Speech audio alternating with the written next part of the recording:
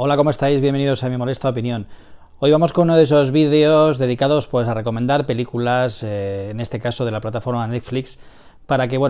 aquellas veces que no tengáis muy claro qué ver, pues pueda servir un poco de guía para orientaros en ese enorme catálogo de la plataforma. Pero bueno, como se trata de ahorrar tiempo, vamos al grano y no dilatemos más la presentación. La primera película de la que os voy a hablar se titula En busca de Bobby Fischer. Ahora que aún está reciente el gran éxito que tuvo en Netflix la serie Gambito de Dama, ambientada en el mundo del ajedrez, pues nada mejor para empezar este vídeo que otra película dedicada al ajedrez, para seguir un poquito esta moda. Bobby Fischer fue un campeón estadounidense de ajedrez que, en los años 70, cuando esta disciplina estaba dominada sobre todo por países del este, pues venció a Spassky, el campeón ruso, en los años 70, en una célebre y mítica partida de ajedrez, y se convirtió en un ídolo en su país, lógicamente. Lo que pasa es que este personaje era un tipo un poco extraño y poco después de esto desapareció. Durante mucho tiempo se negó a participar en otro torneo y muchos dicen que era una persona que tenía miedo, pánico a perder y que por eso se retiró de alguna forma del juego. Es un personaje muy extraño, con una biografía muy extraña, muy misteriosa y en Estados Unidos pues de alguna forma siempre ha existido la idea o el deseo de volver a encontrar otro Bobby Fischer, otro campeón estadounidense que pueda vencer o pueda dominar el mundo del ajedrez. Y de esto nos habla la película, ¿no? Es una historia real basada en una novela escrita por Fred Weiskin, en la que nos cuenta la historia de su hijo Joshua, que fue un chaval que prácticamente con 6-7 años y simplemente observando cómo jugaban la gente que jugaba en Central Park, pues aprendió a jugar al ajedrez, tenía un talento natural para este deporte, para este juego, y se convirtió en un campeón infantil, en un auténtico niño prodigio, pues dotado con unos dones prácticamente inauditos. La película está escrita y dirigida por Steve Sailand, que fue el guionista de La lista de Schindler y que realiza aquí un trabajo extraordinario, dándonos una película clásica con una dirección estupenda, una gran fotografía, una gran música, consiguiendo una película brillante en todos los aspectos. Tiene un reparto fantástico, tenemos a Joan Allen, a John Mantegna, tenemos a Ben Kingsley, a Laurence Fishburne y sobre todo tenemos a un chaval, Max Pomeranz, que la verdad resulta un niño adorable, algo que no es muy habitual. Todos sabemos el miedo que nos dan las películas con niños, porque lo habitual es que la criatura resulte un poquito repelente. En este caso tenemos a un niño adorable que encarna a este Joshua, que ama el ajedrez, le encanta jugar al ajedrez, pero no quiere nada de la presión que suponen los torneos y el juego, digamos, profesional. Y la película nos habla de esto, ¿no? Un poquito de la presión a la que somete a la gente que se dedica a cualquier disciplina desde un punto de vista profesional o dentro de la élite, y que la presión que le someten, esa proyección que a veces los maestros y los padres proyectan sobre ellos con el deseo de conseguir a través de sus hijos o sus alumnos unos triunfos pues que ellos no han conseguido ganar, y cómo hasta qué punto este tipo de presión y de disciplina pues hace que al final no acabes disfrutando de aquello que empezaste a hacer por placer al convertirse en algo profesional o en una obligación. Como os digo, una película excelente con un niño encantador al frente y que creo que si no habéis visto, desde luego os recomiendo desde ya, independientemente de que os guste o no el ajedrez. Vamos con una película española de terror, una película muy conocida, REC, que creo que merece la pena repescar si hace mucho que no veis. Personalmente es una de las pocas películas con las que he pasado realmente miedo en el cine. Es una película de 2007 dirigida por Paco Plaza y Jaume Balagueró y que pertenece a este género del found footage. Estas películas pues rodadas como un falso documental en el que se supone que todo lo que vemos está grabado por las cámaras de vídeo de los protagonistas. En este caso la protagonista es Manuela Velasco, que es una reportera que acompaña a un equipo de bomberos pues en uno de sus jornadas de trabajo, como en estos programas de realidad o de documentales de investigación que estamos acostumbrados a ver. Lo que pasa que en este caso la jornada que le espera a esta chavala pues no es la que esperaba. Acuden a una llamada de emergencia en un bloque de pisos de Barcelona y lo que se encuentran pues ni más ni menos no es con un incendio ni una inundación, sino con un brote zombie pues que les hará pasar realmente malos ratos. La película fue un auténtico éxito, tuvo 3 secuelas, si no me equivoco, tuvo un remake americano que creo que tiene una secuela también, y bueno, la verdad es que fue un exitazo. Yo me apeé en la segunda,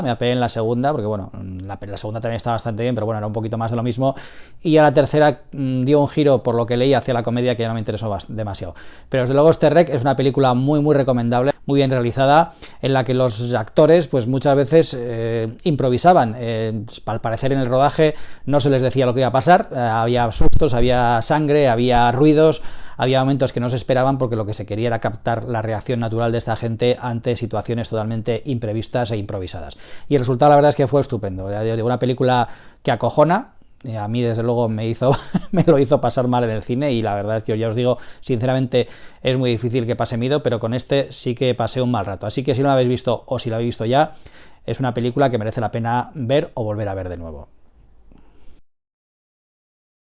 El 22 de julio de 2011 en Noruega se produjo un doble atentado. Primero fue la explosión de una bomba en un edificio gubernamental en Oslo, y después el tiroteo en la isla de Utoya, en la que pues murieron 77 personas, la mayor parte de ellos adolescentes. El asesino, detenido posteriormente, fue un empresario noruego de 32 años, pues bueno, de católico, de extrema derecha, xenófobo y contrario a todo tipo de inmigración, y que bueno, lo que luchaba o pretendía manifestar era su repulsa por la inmigración, y quería expulsar a todos los extranjeros del país. Es curioso, y por ejemplo en la película Imperium, que ya comenté en otro vídeo, se comentaba que normalmente cuando hay un atentado siempre tendemos a pensar en los islamistas radicales, cuando, sobre todo en Estados Unidos, muchos de los atentados, o la mayor parte, pues sus responsables son personas de extrema derecha. Pero bueno, es un prejuicio que tenemos, cuando realmente, pues como en este caso, la persona que mató a 70 y tantas jóvenes en Utoya, pues era un fascista radical. Pues bien, con esta historia, Paul Greengrass escribió y dirigió 22 de julio. Paul Greengrass ya había tratado de forma tangencial otro gran atentado, que fue el del 11S en Estados Unidos del 2001, y rodó en 2006 United 93. United 93 es una película extraordinaria que os recomiendo también si no habéis visto, que nos cuenta pues las peripecias, la experiencia dramática de ese vuelo United 93, que supuestamente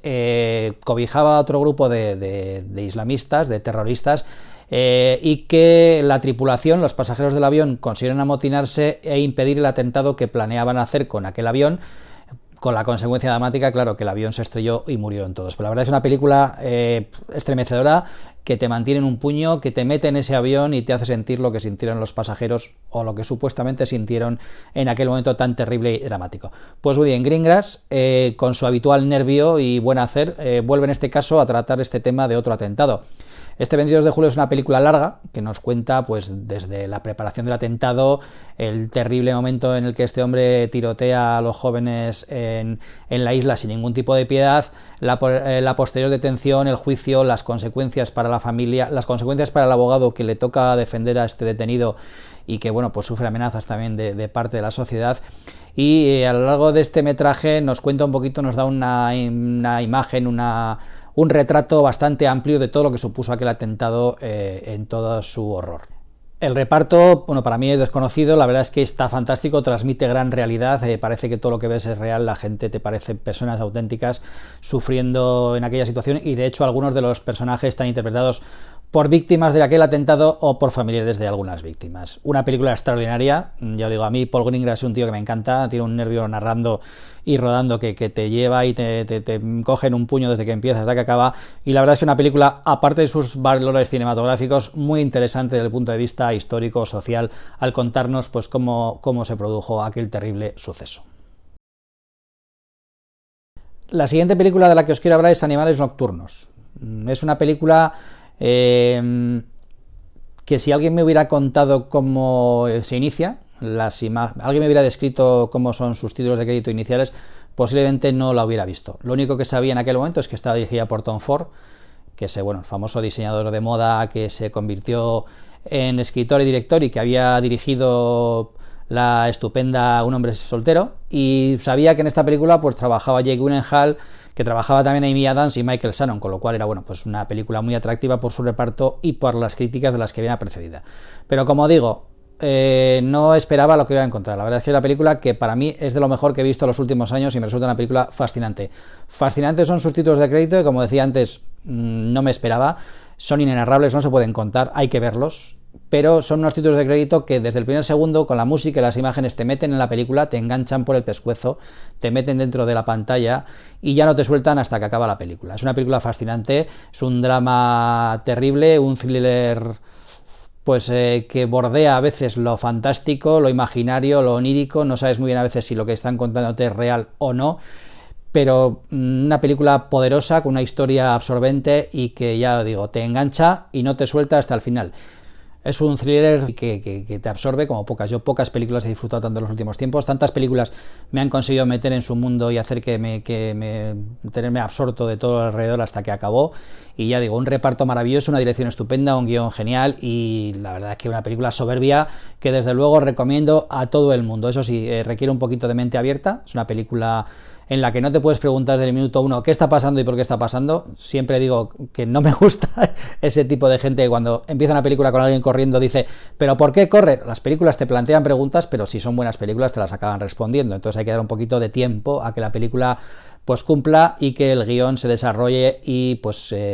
satisfaga todas las dudas del espectador. En este caso también pasa, la película es extraordinaria, pero hay que darle tiempo y dejar que te cuente la historia que te cuenta, que es fascinante. Ya os digo, Animales Nocturnos, una película sobresaliente que yo desde luego adoro. La siguiente película se titula Brawl in Cell Block 99, es algo así como pelea en el bloque de celdas 99. Esta película, primero, para mí tiene una gran virtud, y es la de conseguir que le volviera a coger respeto a Vince Vaughn, que es un actor que no soportaba realmente. Estaba acostumbrado últimamente a verle en comedias de medio pelo en la que hacía un papel de tío estúpido que me cargaba muchísimo, y aquí hace un personaje absolutamente opuesto. El director de esta película, Craig Saller, por si no lo conocéis, es un tío que bueno, está acostumbrado a hacer unas películas muy particulares. Yo entiendo que no son películas para todo el mundo, son películas que normalmente nos cuentan una historia que se va cociendo a fuego muy lento, con mucha tranquilidad, con mucha parsimonia, hasta que al final normalmente explotan con un estampido seco y normalmente bastante brutal que te deja pues a veces sin aliento o que realmente resulta muy impactante. Esta película es un poco igual, nos cuenta la historia de este personaje de Vince Vaughn, pues que es un tío que se queda en el paro y que, bueno, pues las típicas situaciones en las que alguien en un momento dado se encuentra acorralado y toma una decisión equivocada para intentar salir adelante y eso acaba pues llevándole a prisión. Y bueno, básicamente es un drama carcelario de alguna manera, una película que parece una serie B de los 70, un cine negro bastante duro y bastante sórdido en la que bueno, la violencia es habitual, vemos peleas realmente brutales, sórdidas, durísimas, bordeando el gore en muchos momentos, y resulta una película pues muy adecuada para aquellos que nos guste el cine con testosterona. Aparte de Vince Vaughn, pues tenemos a Don Johnson en un pequeño papel. Don Johnson es un tío que está un poco reapareciendo últimamente. Aparte de aquí, pues también apareció en Django, la película de Tarantino, y ha aparecido recientemente en la serie Watchmen de HBO. Y bueno, es una presencia que resulta agradable, por lo menos a mí. Y la verdad es que ya os digo, independientemente de esto, es una película muy dura, bastante sórdida y bueno, que muestra un poquito lo peor del género humano y de la sociedad. Pero ya digo, muy recomendable, un cine muy particular, pero que si le das una oportunidad creo que os va a acabar gustando y que merece desde luego la pena. El Hijo es una película de terror ficción que parte de una premisa muy sencilla, ¿no? ¿Qué ocurriría si Superman pues fuera un hijo de puta, ¿no? Y nos cuenta, bueno, esta película producida por James Gunn, pues nos cuenta la historia pues de un alienígena que llega a nuestro planeta, es acogido por una familia de granjeros que no tienen hijos, y bueno, pues le crían con todo el amor y todo el cariño del mundo en su granja de una zona que parece pues muy similar a Kansas. Creo que a todos nos suena la historia del origen de Superman. Lo que pasa que, bueno, pues este chaval, en lugar de ser un tío pues que tiene todo tipo de principios y virtudes y que es un buen chaval, pues es un cabronías que pues enseguida al llegar a la adolescencia pues revela su auténtica personalidad y cuál es su objetivo en la Tierra. Y la película no solo nos muestra lo que podría ser el reverso y terrorífico de Superman, sino que también bueno, hace alusión al final a la aparición en la Tierra de otros seres terribles que nos recuerdan a Wonder Woman o Aquaman, y que nos hace pensar si habrá una secuela en la que tengamos una especie de Liga de la Justicia terrorífica en la que bueno, sus los personajes, en lugar de héroes, pues sean villanos que devasten la humanidad. Una película de terror muy interesante, muy bien hecha, que tiene momentos realmente inquietantes y algo durillos de ver, y que a mí la verdad es que es una película pequeñita, pero que me gustó mucho y que creo que te guste o no el cine de superhéroes, te puede hacer pasar un muy buen rato. El juicio de los siete de Chicago es una película escrita y dirigida por Aaron Sorkin, que es sobre todo conocido como un genial guionista pues de series como El oeste de la Casa Blanca, Algunos hombres buenos, La red social, etcétera, etcétera. En la película nos habla de, pues, del juicio al que fue sometido un grupo de 7 personas en los años 60 por su protesta y por los teóricos disturbios que causaron al protestar contra la guerra de Vietnam. Sorkin en principio escribió el guión con la idea de que Spielberg dirigiera la película, pero bueno, entre que hubo una huelga de guionistas en 2007, que es la época en la que se pensaba rodar, y que bueno, el presupuesto que la productora destinó para el proyecto pues se redujo bastante, pues Spielberg salió del proyecto y fue Sorkin el que se encargó de dirigirla también. En un principio se iba a estar en los cines, producida por Paramount, pero bueno, llegó la pandemia, los cines cerraron y Netflix compró la película para exhibirla en su plataforma, de lo cual pues bueno, todos nos debemos alegrar. La película es estupenda y desde luego, sin llegar a la excelencia de Algunos hombres buenos, pues es una película de juicios muy interesante por los hechos sociales que cuentan. Tiene además un gran reparto, tenemos a Sacha Baron Cohen, a Joseph Gordon-Levitt, a Michael Keaton, a Frank Langella, a Eddie Redmayne, y bueno, fue una película que tuvo bastantes buenas críticas, tuvo varias nominaciones, entre ellas a película y al guión, y la verdad es que merece muchísimo la pena. Es una película que, sobre todo para los que nos gustan las películas de juicios, es realmente obligatoria de ver. Así que ya sabéis, a meteros a la sala de tribunal con el juicio de los 7 de Chicago. Infierno bajo el agua posiblemente pues sea la película más flojita de estas que os voy a recomendar, pero bueno, a veces hay que ver películas ligeras en las que uno no necesite estar demasiado concentrado y que bueno, que te hagan pasar un buen rato. La película nos narra pues los sucesos en los que una joven nadadora pues se ve atrapada con su padre en su casa, en el sótano sobre todo, durante un tornado en Florida, y con la mala suerte de que bueno, pues toda la zona inundada pues se ve infestada por caimanes o cocodrilos, no sé decir muy bien a qué especie pertenecen. La película pues la típica lucha por la supervivencia del hombre contra las bestias, y la verdad es que está muy bien hecha, los efectos especiales de los bichos están muy bien, la película no te da tregua, desde el principio te mantiene en tensión, pues viendo cómo estas personas intentan sobrevivir al ataque de estos lagartos gigantes y terribles. Y la película está dirigida por Alexandre Aja, que es un conocido director francés de cine de terror, sobre todo, pues que se hizo famoso con películas como Alta Tensión, el remake de Las colinas tienen ojos o Piraña 3D. En este caso, pese a lo que es habitual en él, la película no es excesivamente gore, es una película bastante amable en ese sentido, y más allá de la tensión que te mantiene la trama a la hora de ver cómo esta gente puede pues defenderse de estos bichos, pues no es excesivamente sangrienta ni nada por el estilo. Ya os digo, una película muy entretenida, que está muy bien hecha, sencilla, sin grandes pretensiones, pero que desde luego os hará pasar un muy buen rato. La deuda es otra película excelente. Es una película dirigida por John Madden, que ya dirigió Shakespeare in Love, aquella película que ganó un Oscar muy cuestionado hoy en día, y está coescrita por Matthew Vaughn, un director que a mí me gusta mucho y que bueno, pues escribió y dirigió, entre otras cosas, Kick-Ass, X-Men Primera Generación o Kingsman. La película nos cuenta la historia de una brigada, de un equipo de agentes del Mossad que en los años 60 pues, tuvieron un gran éxito en una peligrosa misión para capturar a un nazi fugado después de la Segunda Guerra Mundial, y que bueno, son considerados unos héroes en Israel, y que bueno, años después, por circunstancias de la vida, pues se ven metidos en una situación en la que tendrán que reevaluar lo que vivieron en aquel momento, en los 60, desde el punto de vista de los 90 en los que transcurre la película. La historia es un thriller político, un drama en el que los personajes pues se nos mostrarán en la actualidad o en la actualidad de la película, y veremos en flashback pues cómo fue la misión que desarrollaron en los 60. También se nos contará pues bueno, en que la leyenda que les precede pues no es del todo ajustada a la realidad. La película tiene un reparto excelente y vemos a los protagonistas pues interpretados por distintos actores dependiendo del momento en el que se encuentren. Así tenemos a Helen Mirren, a Jessica Chastain, a Sam Worthington, a Ciarán Hinds o a Tom Wilkinson. Como os digo, una película estupenda, un thriller político que engancha también desde el principio y que, bueno, tiene una factura fenomenal y que a mí me gustó mucho cuando vi y que, bueno, la verdad es que creo que es bastante desconocida para lo que se llama el gran público. Así que, bueno, si alguien la ve gracias a esta recomendación y la disfruta y la valora, pues la verdad es que estupendo. Es el objetivo de este vídeo, en realidad. La tumba de las luciérnagas es una película de animación de los estudios Ghibli, pero vamos a matizar, ¿vale? Esta película del 88 está dirigida por Isao Takahata, que es el socio de Hayao Miyazaki, con quien fundó los estudios Ghibli. Ya sabemos, los productores de tantas y tantas películas de animación japonesas tan conocidas. Lo que ocurre es que esta película no es para niños y no es de luego una película alegre como pues puede ser Mi vecino Totoro.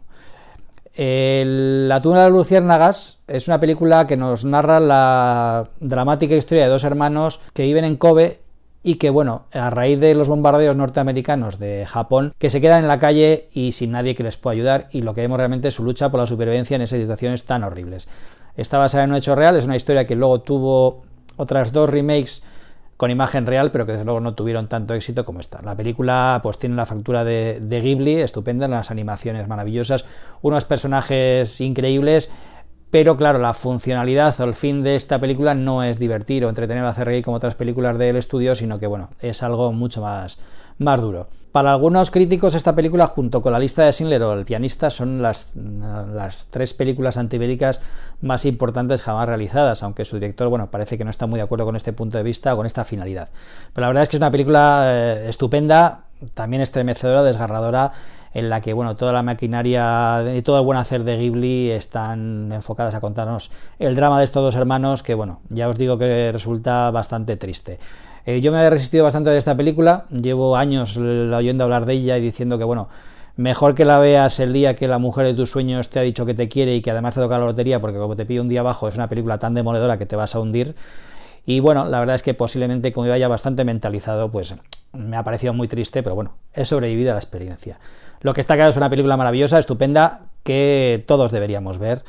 y que, bueno, os recomiendo, aunque sí que es cierto también que yo no la vería con mis hijos pequeños. Aunque sí que os digo, insisto, que hay que verla cuando se tiene un buen día. La verdad es que es una lección de construcción de personajes, de desarrollo de personajes, de expresividad, y si no te importa soltar una lagrimita, desde luego es una película muy, muy recomendable. Me molesta bastante el tema de los mensajes en el cine, y no porque no me gusten las películas con mensaje. Creo que una película pues, puede tener un buen mensaje y eso es algo más a añadir a su lista de valores, pero en el mensaje jamás puede, creo, quedar por encima de los valores cinematográficos del film.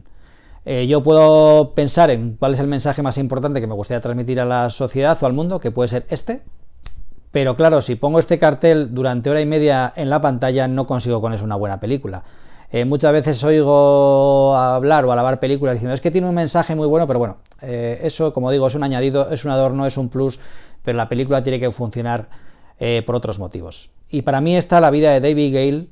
creo que funciona estupendamente, aunque paradójicamente quizá no esté del todo acertado, porque la película supuso de alguna forma el final de la carrera de Alan Parker. Alan Parker es el director de Fama, de Evita, del Muro, de la maravillosa El corazón del ángel, pero cosechó tan malas críticas con esta película y tuvo tan poco éxito comercial, pues que no volvió a dirigir nada más el hombre en su vida. La película no es un hecho real, aunque uno cuando la ve se pregunta si es así o no, y el mensaje del que os hacía mención al principio es el mensaje antipena de muerte. Tenemos aquí a un dueto protagonista extraordinario, que es Kate Winslet y Kevin Spacey, y él interpreta a un profesor de universidad, activista militante antipena de muerte, pues que por avatares de la vida es detenido por violación y asesinato de una de sus compañeras de universidad, que es otra estupenda actriz, que es Laura Linney, que está fantástica en esta película también, y bueno, es detenido por este crimen y condenado a muerte. Pocos días antes de su ejecución, pues solicita que una periodista concreto le haga una entrevista, y esta periodista es Kate Winslet. El acusado le narra entonces un poco cómo ha sido el proceso que la ha llevado a la prisión, y bueno, en esta periodista, que en principio es totalmente escéptica, pues empieza a presentar la duda de si realmente es culpable o todo ha sido un montaje o qué ha sucedido, y entonces ella pues se embarca en una carrera contra el reloj para intentar aclarar qué ha pasado y descubrir la verdad sobre este caso. La película tiene un guión un poco tramposo, pero a mí me parece que funciona fantástico. En principios, antes de Kevin Spacey se pensó en George Clooney o en Nicolas Cage como protagonistas. Al final ninguno de ellos, evidentemente, desarrolló el papel, y Nicolas Cage sí que tiene un papel como productor en la película. La verdad es que ya os digo, para mí es una película incomprensiblemente denostada. A mí me gusta muchísimo, me parece que tiene una historia que te absorbe, una fotografía fantástica, una música que me gusta mucho, a cargo de los hijos de Alan Parker, y a mí me resulta pues conmovedora tanto por la historia como la interpretación de estos personajes, que ya digo, son extraordinarios. Me parece que es un lujazo tener estos tres actores, Linney, Spacey y Winslet, lo hacen fenomenal, y la película es un drama, un thriller que a mí me resulta conmovedor y que siempre me hace soltar una lagrimilla, por la historia, por la interpretación y por la música. Así que la recomiendo a todos. Y otra recomendación, aparte de la película, cuando hayáis acabado de verla, poneos esta canción, este tema musical de la película, y me decís o no si no tenéis que recurrir a los Kleenex, aunque sea un poquito. Otra película de entretenimiento sin más, para ver sin concentrarse demasiado, y que posiblemente hayáis visto, pero bueno, creo que es inevitable mencionarla, Pacific Rim. Inevitable digo porque en este momento en el que estamos, que acaba de estrenarse esa película, esa mega producción que es Godzilla contra Kong, en la que vemos dos bichos gigantescos darse de bofetadas mientras destruyen medio planeta, pues bueno, qué menos que recordar esta película de Guillermo del Toro en la que roboces gigantes se enfrentan a monstruos gigantes mientras destruyen pues la otra mitad del planeta que queda libre. Es una película visualmente apabullante, que tuvo un éxito relativo, pero que a pesar de eso tuvo una secuela que para mí es bastante olvidable, y que bueno, pues la verdad es que fue todo un espectáculo, una película muy entretenida, con un diseño apabullante, y que nos cuenta una historia en un mundo en el que es atacado por bestias, por kaijus gigantes que brotan de una grieta del Pacífico, Pacific Rim, ¿vale? Y para la cual pues los seres humanos en este caso pues no se les ha ocurrido otra cosa que construir unos robots gigantes también, los mechas, para enfrentarse a estas criaturas que amenazan nuestro modo de vida y nuestra libertad y nuestro cuello. Entonces es una película, ya digo, muy divertida, que me gustaría que, bueno, pues diera lugar a un crossover entre Pacific Rim y el Monsterverse este que se nos ha presentado con esta última saga de Godzilla y Kong, que no sé si tendrá continuidad o no, como dije en el vídeo que le dediqué, pero bueno, estaría bien que se hiciera un cruce entre kaijus, mechas, mutos y demás, como lo quieras llamar, que nos han presentado esta saga de Godzilla, King Kong, etcétera, etcétera. Así que os digo, Pacific Rim 1, la 2 ya os digo, si la queréis ver, pues oye, todo se puede ver en la vida, no pasa nada por ver películas malas, igual te gustan incluso, a mí muchas veces me han desrecomendado películas que al final me han gustado, entonces yo pienso que hay que ver de todo, pero bueno, ya os digo, la buena es la 1, y pues muy entretenida, y desde luego en una pantalla grande, un espectáculo de primera categoría. Y además sale Idris Elba dando un discurso que, oye, te pone las pilas como una moto. Este hombre, la verdad es que, aunque te recite la lista de los pronombres, pues te vas con él a la guerra. Es que es así, con ese vozarrón que tiene y esa presencia donde te quiera llevar. Sentido y sensibilidad es otra película maravillosa. Es basada en la novela Jane Austen, escrita el guión por la propia protagonista, Emma Thompson, que es, pues creo que es la única actriz que ha sido galardonada con un Oscar tanto por escribir un guión como por su papel como actriz, claro. Está dirigida por James Wan, y aparte de Emma Thompson tenemos en el reparto pues también otra vez a Kate Winslet